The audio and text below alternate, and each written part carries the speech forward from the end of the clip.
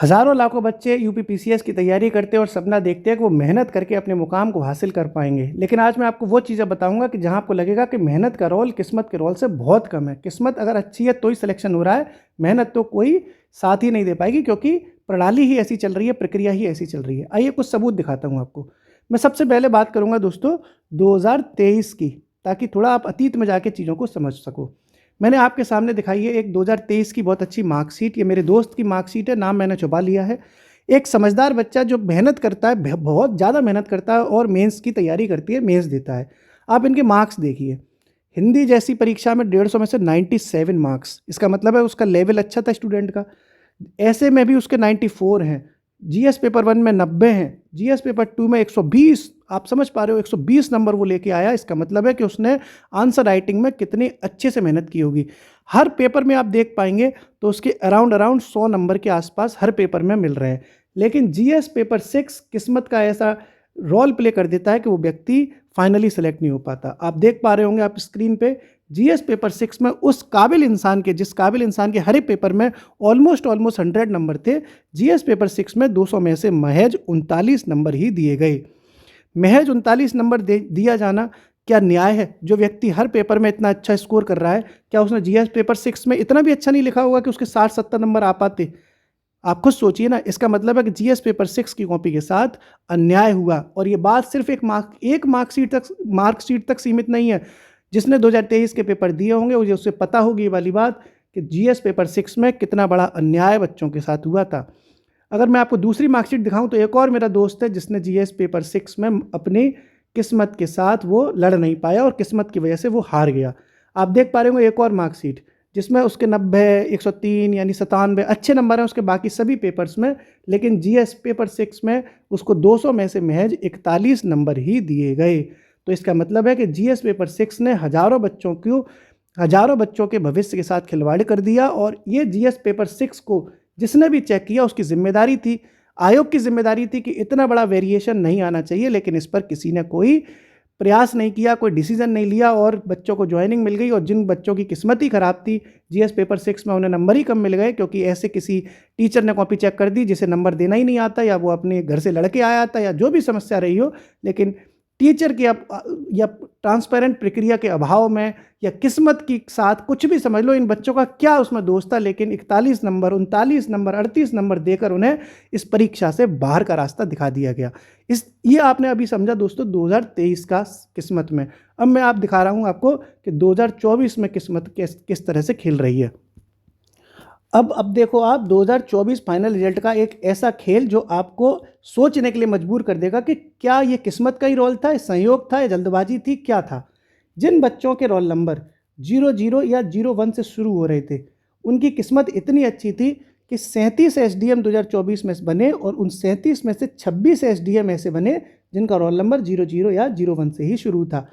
इसी तरह से डीएसपी की अगर बात की जाए तो 17 डीएसपी ऐसे बन गए जिनका रोल नंबर 00 या 01 से शुरू था। 17 एसडीएम तो डीएसपी टोटल है, 17 में से 12 डीएसपी ऐसे बन गए जिनका रोल नंबर इस सीरीज से शुरू था।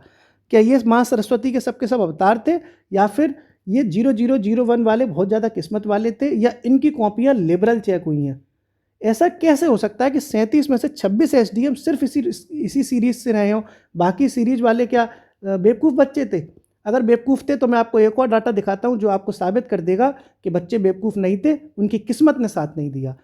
देखो 00 से शुरू होने वाली सीरीज, जब स्टूडेंट प्री का एग्ज़ाम देने गए तो प्री में उन्होंने ऐसे बच्चे लगभग 2492 बच्चे प्री पास कर देते हैं। 01 सीरीज से भी 2400 बच्चे ही पास करते हैं। लेकिन जिनकी सीरीज 02 से शुरू थी वो बेवकूफ़ नहीं थे, ऐसे 2680 बच्चे प्री पास करते हैं। जिनकी सीरीज 03 से शुरू थी ऐसे 2700 बच्चे से ज़्यादा बच्चे प्री पास करते हैं। इसका मतलब है कि जब प्री पास करने की बात करते हैं तो क्योंकि प्री में तो किस्मत का कोई रोल होता नहीं है, जिनका सही है उनका सही है, वहाँ तो कॉपी चेकिंग का कोई मुद्दा ज़्यादा है ही नहीं। तो आप देख पाएंगे हर सीरीज से लगभग बराबर बच्चे ही पास हुए। यहाँ देखो 2400, यहाँ 2400, यहाँ 2600, यहाँ 2700, यहाँ 2600, यहाँ 2000। ऑलमोस्ट थोड़ा बहुत ऊपर नीचे सभी का रेंज बराबर है।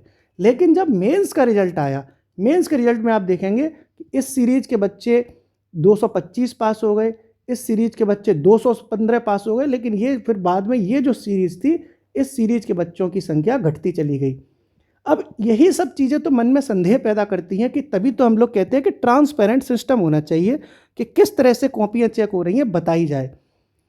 ये बहुत बड़ा सवाल है कि 00 और 01 की सीरीज़ वाले 9 ऐसे बच्चे जो फाइनली सिलेक्ट हुए, उनकी संख्या 440 है। 440 बच्चे फाइनली सेलेक्ट हुए हैं इन दोनों ही सीरीज़ से, यानी 947 पोस्ट पे के लगभग आधे बच्चे तो सिर्फ इसी सीरीज़ से ही सेलेक्ट हो गए।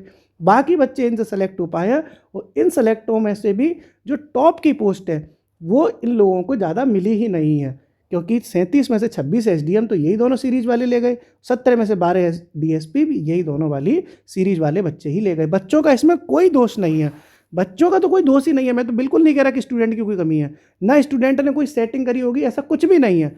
मैं बस ये बता रहा हूँ कि कमीशन को इन सब चीज़ों पर प्रकाश डालने की ज़रूरत है कि सब कुछ किस्मत से हो रहा है, ये सिर्फ एक संयोग है, या फिर ये कॉपी जल्दबाजी में चेक की गई थी।